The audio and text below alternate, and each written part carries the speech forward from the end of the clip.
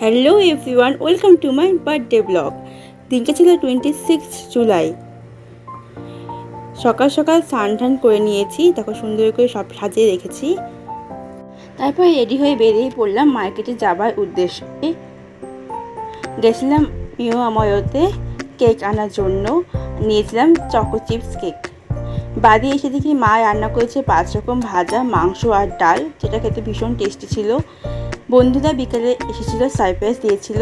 Pink colour কেকটা ওরাই নিয়ে এসেছিলো, আর এই চকলেট কেকটা মার তরফ থেকে।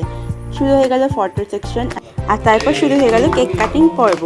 আর আমরা যেহেতু দুজন টুইন্স বোন, তার জন্য আমরা সবসময় একসাথেই কেক কেটে থাকি।